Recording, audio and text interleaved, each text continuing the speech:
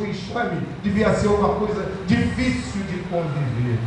E mais uma vez, quando era plano do Senhor Jesus Cristo de endurecer o coração de Faraó, de ele não permitir a saída do povo de Israel do Egito, quando cessou aquela calamidade, mais uma vez ele endureceu o coração.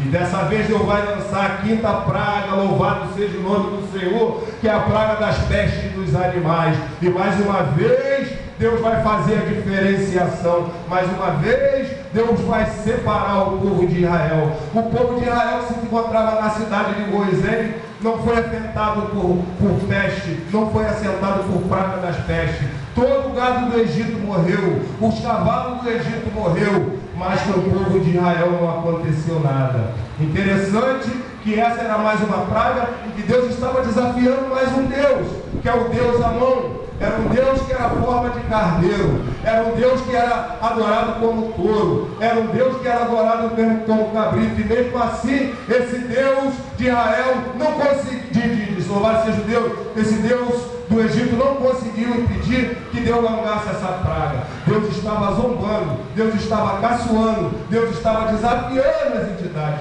do Egito, louvado seja o nome do Senhor. E Faraó, como já era plano de Deus, Faraó está obstinado a não deixar sair o povo do Egito. E quando cessa toda aquela enfermidade, mais uma vez Faraó louvado seja o Senhor. Mais uma vez Faraó endurece seu coração, e agora vai ser lançada a sexta praga, louvado seja o nome do Senhor, que é a praga das úlceras. Deus vai mandar Arão e Moisés tocar nas cinzas, jogar aquela cinza para o alto, aquela cinza se transformará em sarna, e aquela sarna estourará em ferida. Todo o povo do Egito estará cheio de ferida com aquela moléstia. Imagine todos cheios de ferida no corpo, mas o povo de Israel que estava na cidade de Goze e nada acontecia. Isso era um sinal de Deus que ele queria provar que ele é o verdadeiro Deus, é o Deus de Israel, é o Deus supremo, o Deus que sabe todas as coisas. Existia um Deus lá no Egito de nome Tifon, que era responsável por evitar a ferida, e mesmo assim, mais uma vez, Deus desafia esse Deus não pode fazer nada. Todo o povo estava em ferida, e nem os magos do Egito puderam fazer nada, que até mesmo eles estavam cheios de furúnculo, cheios de ferida. Louvado seja o nome do Senhor. Quem crê nisso, dá glória a Deus. Glória a Deus, meus irmãos, porque é Deus falando, é Deus mostrando que Ele é verdadeiro, é Deus mostrando que Ele sabe todas as coisas. Agora Deus vai lançar sobre o povo do Egito a sétima praga, meus irmãos, que é a praga da saraiva. Deus chama Moisés e Arão e manda eles orarem. Então Deus vai mandar um vento oriental, a noite toda, aquela ventania. Então Deus manda um vento oriental, trazendo uma nuvem de gafanhoto horríveis, tudo escuro, aquela escuridão, e junto com esses gafanhotos, eles estão destruindo tudo que a praga saraiva não destruiu. Que a praga da saraiva foi pedra, caiu pedra sobre os animais do Egito, caiu pedra sobre o povo do Egito. Aqueles que eram do Egito, que creram na palavra de Deus, que esconderam o seu gado, que esconderam os seus servos, nada aconteceu. Então a praga do gafanhoto veio para devastar tudo que a praga da saraiva não tinha devastado, o Senhor, meus irmãos. E existia uma deusa de nome Serafim e Ísis, que era responsável pela vegetação do Egito, e Deus estava mais uma vez desafiando essa deusa, que nada ela pôde fazer. Louvado seja o nome do Senhor. E Faraó, mais uma vez, quando vê aquela calamidade, porque ele já estava sendo cobrado, os próprios padres do Egito já falavam: deixa esse povo ir, isso é dedo de Deus, nada nós podemos fazer, o Egito está destruído. Mas como era plano de Deus, ele continuava com seu coração duro, ele não ia deixar o povo do Egito. Talvez ele até quisesse, mas a vontade de Deus, ela tem que prevalecer. Deus jogou, Deus fez um plano que endureceu o coração de Faraó. Então, nesse momento, após a praga dos gafanhotos, Deus vai lançar a nona praga, que é a praga das trevas. Louvado seja o nome do Senhor. A cidade do Egito, ela vai ficar escura de uma certa maneira que o povo egípcio não conseguirão ver um palmo na sua frente. Escuridão total. Diz a palavra que o povo do Egito não conseguiu se levantar durante 3 dias. Durante 3 dias pendurou aquela escuridão que era plano do Senhor. E existia um Deus chamado Deus Ra, que era o Deus do sol, que era o Deus que trazia luz. E nem mesmo esse Deus conseguiu impedir que Deus, esse desafio de Deus, eles não conseguiram evitar essa praga das trevas. Detalhe importante, na cidade de Gozém, onde se encontrava o povo de Israel, era luz, era claridade. Eu creio que o povo de Israel cantava, eu creio que o povo de Israel louvava a Deus, porque nada acontecia. Isso era um sinal de Deus, do Todo-Poderoso, do Altíssimo Deus. Louvado seja o nome do Senhor. Glória a Deus, aleluia. Faraó, persistindo, vendo aquela calamidade por sendo cobrado, ele chega até Moisés e Arão e pede que cesse aquelas pragas a praga das trevas. E como era plano de Deus, Moisés e Arão ora e cessa aquela escuridão. E como era plano de Deus também, o coração de Faraó, ele continua duro. Depois que cessa mais aquela tempestade, ele continua, meus irmãos, impedindo que o povo de Israel saia do Egito. Louvado seja o nome do Senhor. Agora Deus tem um plano que Faraó vai libertar o povo de Israel.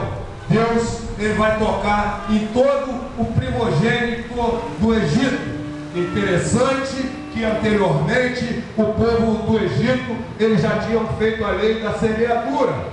Todo menino de Israel que nascesse era morto. Agora, os seus primogênitos, os seus filhos mais velhos seriam feridos. Todo animal que tivesse o filho mais velho seria ferido. Até o prisioneiro que estava no cárcere seria ferido. Mas antes de Deus lançar essa praga, ele chama Moisés e Arão e fala o seguinte: no dia 10 desse mês, louvado seja o nome do Senhor, vocês peguem um cordeiro ou um cabrito, um cordeiro e cabrito macho, sem mácula, de 1 ano, que vocês guardem esse cabrito do dia 10 ao dia 14, e no dia 14 desse mês vocês vão matar esse cabrito, vão assar esse cabrito.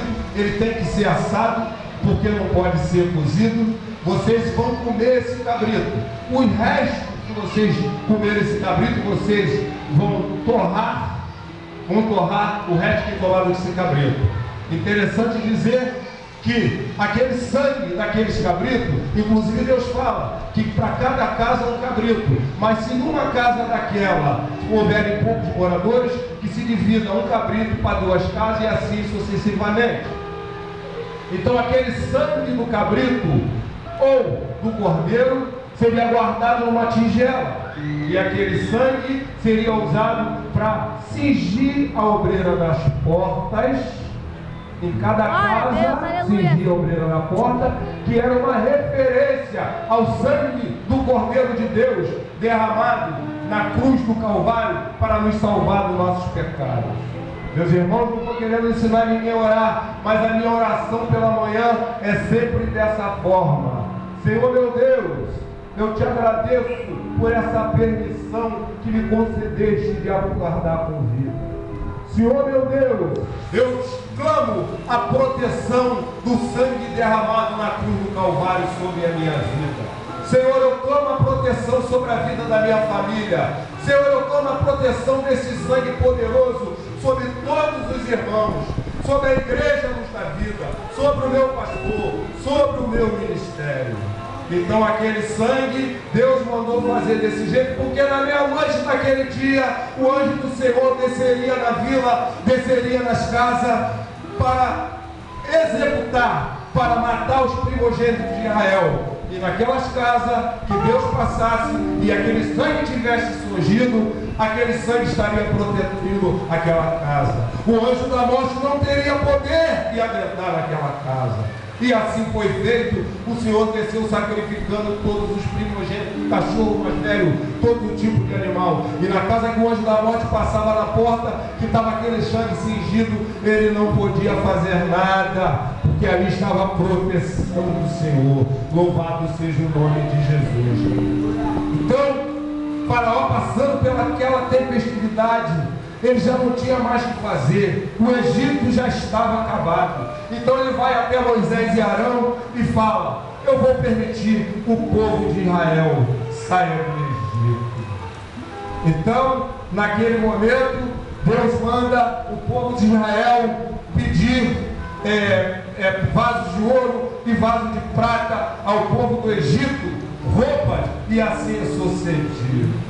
Naquele dia, eles vão sair de Ramsés para Sucote, que era a cidade de Canaã. E diz a palavra que o caminho mais perto de saída do Egito era pela terra dos filisteus.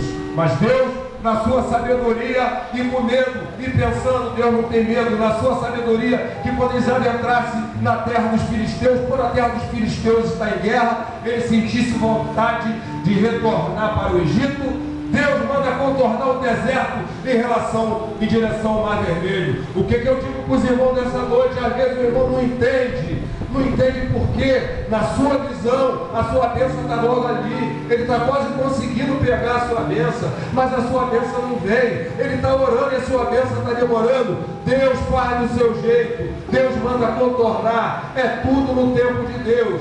Esse é aquele Deus, como está lá em Jeremias 42:3, é aquele Deus que é a vez de nos ensinar o caminho por onde nós havemos de caminhar, é aquele Deus que nos ensina tudo aquilo que havemos de fazer. Então, nessa trajetória, eles chegam até Sucote, e de Sucote eles acampam em Etã, na entrada do deserto. Mas o plano de Deus é endurecer o coração de Faraó. O que Deus faz? Deus faz o povo de Israel voltar ao deserto. Ele manda voltar para Pi-Hahirote, diante de Baal-Zephon. Qual era a intenção de Deus? Que Faraó, nesse momento, já estava com o coração endurecido. Por que deixei o povo de Israel sair? Do jeito que ele falando, eu creio que seja assim. Então o Faraó, ele reúne todos os seus cavaleiros, todas as suas carruagens, e sai no deserto atrás do povo de Israel, porque Deus endureceu seu coração. Ele deixou sair, mas era plano de Deus. A obra de Deus ainda não tinha terminada, e o plano de Deus se concretiza quando Deus planeja, tem que acontecer. Então quando ele manda acampar em Pi-Hahirote, perto de Baal-Zephon, Faraó, ao avistar, Faraó pensa que o povo de Israel está perdido. E diz a palavra que Faraó vem com todos os seus cavaleiros, todos os seus guerreiros, e o povo está ali acampado. Quando o povo de Israel avista aquela caravana de Faraó, eles começam a murmurar: Moisés, por que nos tirasse do Egito? Será que lá não tem sepulcros? Teremos que ser enterrados no deserto? E eles começam a murmurar. O que eu tenho a dizer aos meus irmãos nessa noite? Se Deus está no negócio, nós não temos que murmurar. O plano de Deus tem que ser concretizado. E um pequeno sinal de que alguma coisa vai dar errado, tu já esquece esse Deus maravilhoso. Tu já não está acreditando no que Deus fala. Então Moisés, eu creio que ele vai falar com o povo, vai falar com Jesus, e Deus fala para Moisés: Moisés, por que me clamas? Diga ao povo que marche.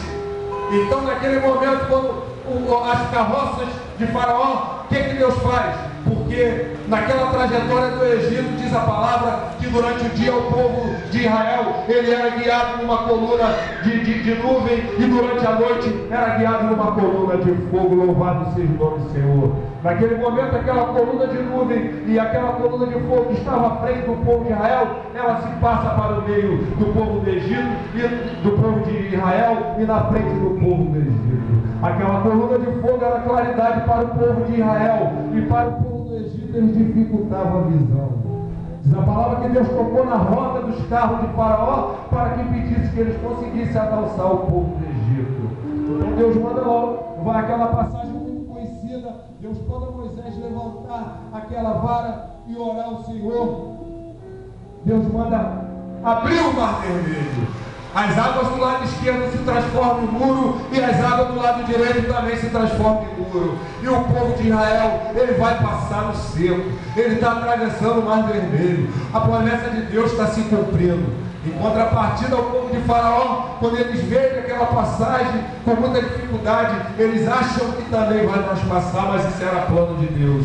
Quando o povo de Israel terminou de terminar aquela passagem, quando eles já tinham atravessado o Mar Vermelho, Deus manda um vento oriental que movimenta as águas do rio, do mar Vermelho, e o povo de Israel é tragado. O que eu quero dizer para você, quando Deus tem um plano na sua vida, Ele vai na sua frente tirando todo impedimento, Deus vai na tua frente te guiando, Deus vai tirando. Diz a palavra que após atravessar o mar Vermelho, o povo de Israel, eles avistaram o rio, que era o rio de Mara. E no Egito, como era farto de água, o povo de Israel estava acostumado com água, e eles foram para beber aquela água, mas aquela água estava amarga. Diz a palavra que Deus mandou pegar um pedaço de vara e jogar aquela água, e aquela água ficou doce. Deus tirou o povo de Israel do Egito e continuou guiando aquele povo. Lá em Números, lá no livro de Números, numa passagem muito conhecida, que é a passagem de Balaque e Balaão, o povo do Egito, naquela trajetória, quando eles queriam passar na terra dos amorreus, os amorreus pelejaram contra o povo de Israel. E o povo de Israel entrou em combate e venceu, que era poderoso e numeroso. Já estou terminando, que a hora está avançada, mas a gente se empolga e vai falar, e eu quero agradecer a Deus por esse momento. Então eles vencem os amorreus em batalha, e eles acampam no território do Moabita, onde o Deus lá na terra do Moabita era Balaque, filho de Zippor. E naquela época eles tinham fé em várias crenças, e eles acreditavam que tudo que fosse abençoado era abençoado, e tudo que era amaldiçoado era amaldiçoado. Existia um homem chamado Balaão, o qual eles sabiam que se Balaão abençoasse era abençoado, e se amaldiçoasse era amaldiçoado. Então Balaque manda os seus príncipes até Balaão, pedindo que ele amaldiçoasse o povo de Israel. Mas Balaão palestra com Deus, e Deus fala: não amaldiçoe, esse povo é meu. Mas, meus irmãos, às vezes Deus permite que alguma coisa aconteça, só que você vai sofrer as consequências. Deus sentiu que Balaão queria ir até Balaque e amaldiçoar, e Deus permitiu. Eu estou saindo da palavra, isso é uma passagem naquela que o jumento fala.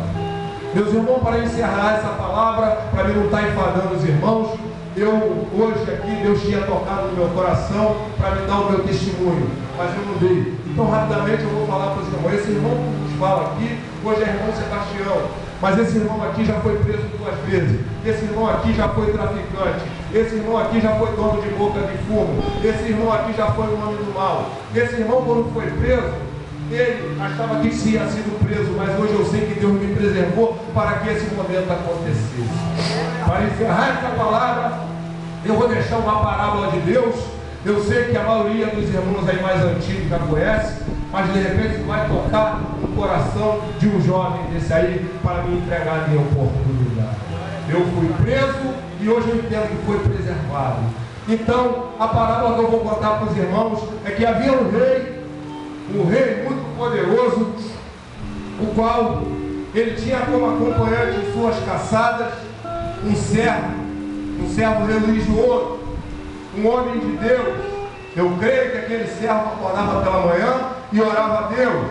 Eu creio que aquele servo, quando saía nas suas caçadas, ele agradecia a Deus, ele pedia a Deus. Numa certa feita, ele sai com seu rei, e seu rei é atacado por uma fera do mato, é atacado por um bicho feroz. E aquele servo, querendo defender o seu rei, ele entra em batalha com aquela bicho feroz. Ele luta, ele não quer permitir que seu rei morra, ele expõe a sua vida, e ele consegue salvar aquele rei. Só que nessa luta travada, ele não conseguiu impedir que o rei perdesse um pedaço do dedo. O rei não perdeu a vida, perdeu somente um pedaço do dedo. Só que aquele rei, ele não usou de misericórdia, ele não aceitou. Meu rei, eu fiz tudo que eu podia fazer, eu dei minha vida pelo Senhor, eu lutei para me salvar. Eu quero saber, eu perdi o meu dedo, guarda, recolho na masmorra, comida regrada. Eu creio que aquele servo ficou na masmorra, comendo talvez uma vez por dia, quando comia. Louvado seja o nome do Senhor. E aconteceu que se passou alguns tempos, e esse rei saiu numa nova caçada. E nessa caçada, Eles foram capturados por uma tribo indígena de canibal. Canibal é que se alimenta de pessoas, é que come pessoas. E aquela tribo estava festejando, estava em festa. Eles iam comer um rei, eles iam degustar um rei. Sendo que, segundo a crença daquela tribo, todo alimento que fosse comido tinha que passar pela avaliação. Talvez eu não sei expressar, mas eu acho que era o pajé da tribo, eu acho que era o curandeiro da tribo, e ele tinha que abençoar aquela carne. E quando ele chega até aquele rei, analisando dos pés à cabeça, ele nota que falta um pedaço do dedo daquele rei. Louvado seja o nome do Senhor. Imediatamente ele grita: pare! Essa carne é amaldiçoada, nós não podemos comer. Ele não tem dedo, nem o mate. Solte na floresta. E aquele rei, naquele momento, caiu em si. Meu Deus, o que eu fiz? Eu penalizei o meu servo que lutou por mim, eu apenas perdi um pedaço do dedo. Se hoje eu estivesse aqui com aquele dedo, eu seria degustado, eu viraria alimento. Eu vou dar toda a honra para esse servo. E ele manda tirar aquele servo da masmorra. E aquele homem, na sua humildade, aquele homem de Deus, vem com perdão no coração. O que eu posso fazer para te ajudar? Eu te darei toda a glória. Você me perdoa. Eu não fui misericordioso contigo, mas só tem um porém. Só tem uma coisa que eu não entendo. Você é um homem de Deus. Eu via você orando toda hora para Deus. Eu quero saber como é que é esse teu Deus. Como é que esse teu Deus, que você tanto fala, que você tanto crê, permitiu que eu te jogasse naquela masmorra? E o servo respondeu para aquele meu Deus. Deus, às vezes, ele faz coisas que a gente não entende no momento. A gente só vai entender depois. Imagina o Senhor. Por que o Senhor foi libertado? Porque o Senhor não tinha dedo. Olha aqui, meu Deus. Eu tenho todos os meus dedos. E aqueles indígenas, na verdade, eles teriam se alimentado dele. Louvado seja o nome do Senhor. E eu agradeço a minha oportunidade no nome de Deus. E que muitas das vezes essa oportunidade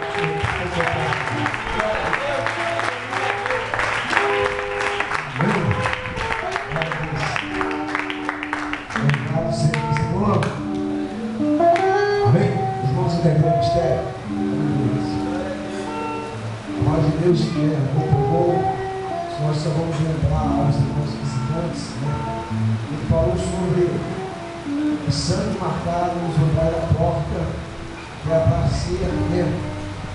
Aquele lá, qual tinha marcado o sangue nas portas, a morte não entrasse. E trazendo para o dia de hoje, como aqui, o sangue de Jesus, ele nos purifica de todos os nossos pecados. E a Bíblia diz que aquele que aceita Jesus passa a ter a marca do sangue do Cordeiro em suas vidas. E o irmão pregou, falou,